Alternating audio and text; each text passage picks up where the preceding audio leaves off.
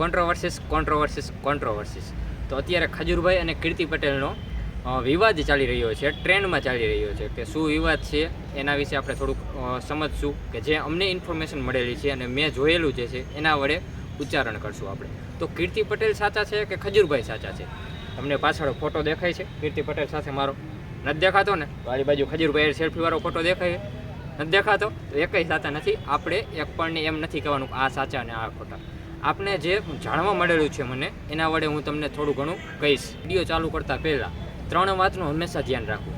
પહેલી, કે દુનિયામાં કોઈને ભગવાન માનવા નહીં. કેમ કે ભગવાન તમને મળશે તો પણ તમને ખબર નહીં પડે કે ભગવાન મને મળી ચૂક્યા છે. બીજું, કીર્તિ પટેલ જેવા ફ્રેન્ડને જીવનમાં લાવવાની. કારણ કે ક્યારે તે ભૂતકાળની વાતો આપણે સોશિયલ મીડિયામાં અથવા તો બીજે ક્યાંય કહી શકે છે, કાંઈ નક્કી ન કહેવાય. અને ત્રીજું, કે જે કહેતા હોય કે કાલે હું તમને મળીશ અને એમ કહીને ઓડિયન્સ ભેગી કરતા હોય. જેમ કે આપણે કેટલાય કહેતા હોય કે કાલે આપણે લાઈવ કરીને થશું, કે જેનાથી ઓડિયન્સ ભેગી થતી ન હોય ને એના કારણે એ ભેગી કરતા હોય. કીર્તિ પટેલ છેલ્લા 10 દિવસથી રોજ ઇન્સ્ટાગ્રામમાં લાઈવ થઈને કહે છે કે જેમાં ખજૂરભાઈને એક કહેવાય ને કે ભંગારના નામ વડે સંબોધિત કરે છે. એવું કરવું યોગ્ય લાગતું નથી. પણ આપણે આગળ જોતાં કે લાઈવમાં એ હંમેશા કહે છે ખજૂરભાઈનો ભૂતકાળ, કે જે ભૂતકાળમાં થઈ ચૂક્યું છે તે. તો આપણે થોડુંક ખજૂરભાઈ વિશે જાણી, કે જેમ કીર્તિ પટેલ કહે છે કે તેને બીજા લગ્ન કરેલા છે, પ્રેમ લગ્નમાં દગો કર્યો છે ને છૂટાછેડા, કોઈ દી પ્રેમ લગ્નમાં છૂટાછેડા ના હોય એવું એક પણ જગ્યાએ લખેલું નથી. કોર્ટમાં પણ એમ કહેતા નથી કે જે પ્રેમ લગ્ન કરે છે એટલે કે લવ મેરેજ વાળાના છૂટાછેડા ના હોય. સવારે લગ્ન થયા હોય અને સાંજે પણ તે કોર્ટમાં હોઈ શકે છે. તો ખજૂરભાઈએ જેમ છૂટાછેડા કરેલા હતા તેમાં ખજૂરભાઈએ કીધેલું હતું કે અગાઉ મેં આના કારણે મારે છૂટાછેડા કરવા પડ્યા અને આવું હતું. તેની પ્રાઇવેસી હતી ને એ થોડી ઘણી કીધી હતી અને તે પ્રમાણે તેને છેડા કર્યા. ઇન્ટરવ્યૂમાં એને જણાવેલું હતું થોડાક વર્ષો પહેલાં કે આ કારણે મેં છૂટાછેડા, કે જેને કોમેડી વિડીયો બનાવ્યો હતો ને એને તે પોસાય એમ નહોતો, એના જે પત્ની હતા એને, એટલા માટે એમને છૂટાછેડા કર્યા. અને કોઈની પર્સનલ લાઈફમાં આવી રીતના દખો દેવો એ પણ એક સારી વાત ન કહેવાય. હવે કીર્તિ પટેલનો જેમ પ્રશ્ન હતો કે આટલા રૂપિયા તે ક્યાંથી આવે છે, એક સ્પોન્સર કરેલો હતો એક વિડીયોનો, અન્નપૂર્ણા સિંગતેલનો. તો તે સિંગતેલમાં એવું હતું કે તેમને જે વિડીયો બનાવ્યો, સ્પોન્સર વિડીયો બનાવેલો હતો, એમાંથી જે ઇન્કમ આવી અને એને થોડુંક એવું લાગ્યું કે હજી વધારે ઇન્કમ આવે તો સારું ખજૂરભાઈને. તો એ ઇન્કમમાં શું થયું કે હજી એને 32% તો 32 થી 35% સુધીમાં ભાગ રાખવાનું નક્કી કર્યું સિંગતેલમાં. એને ભાગ રાખ્યો, ઇન્કમ વધી, છતાં પણ તેમને સંતોષ ન થયો અને એનો જે ભાઈ હતો એને પણ ભાગ રખાવ્યો. બે ભાઈએ થઈને 70% જેટલો તે કંપનીમાં ભાગ થતો હતો કુલ. પણ જે કંપનીના માલિક હતા તેને તે પોસાય એમ નહોતું, એટલે એ માલિકે ના પાડી દીધી એને કે નહીં ભાઈ, તમે ભાગ નહીં રાખી શકો. તેથી એનાથી ગભરાઈને ખજૂરભાઈએ રાતોરાત દેશી સિંગ તેલની ફેક્ટરી ચાલુ કરી દીધી. એને ગયેલી પણ તે દાન કેટલું કરે છે? ના, એ ચોક્કસ દાન કરે છે. તે 95 થી 99% રૂપિયા દાન કરી દે છે.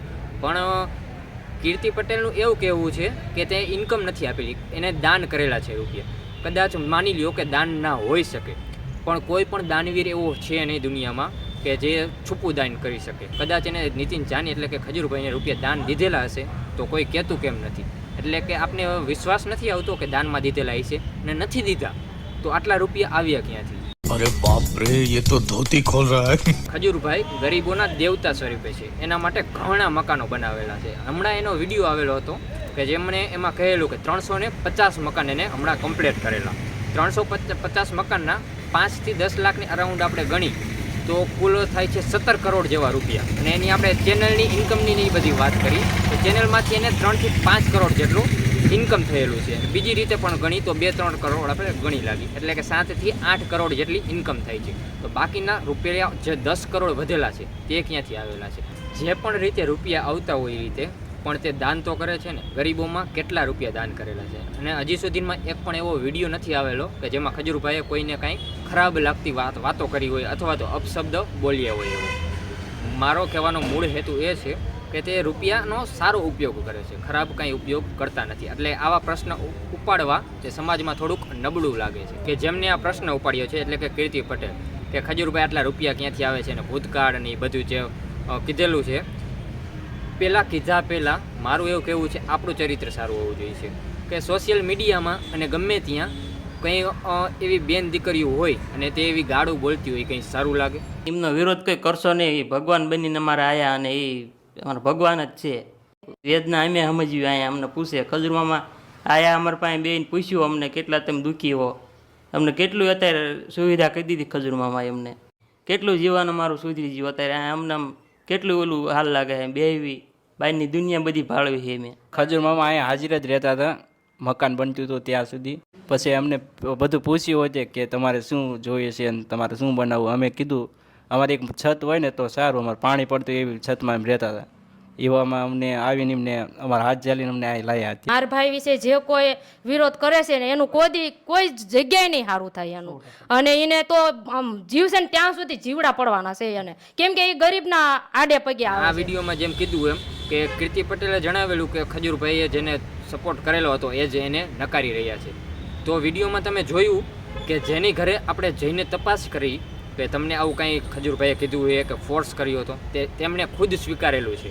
અમને કશું જ કરેલું નથી ને ખજૂરભાઈએ એના રૂપિયાથી અમને ઘર બનાવી દીધેલું છે. એવા તો ઘણા બધા સોશિયલ મીડિયામાં વિડીયા વાયરલ થઈ રહ્યા છે.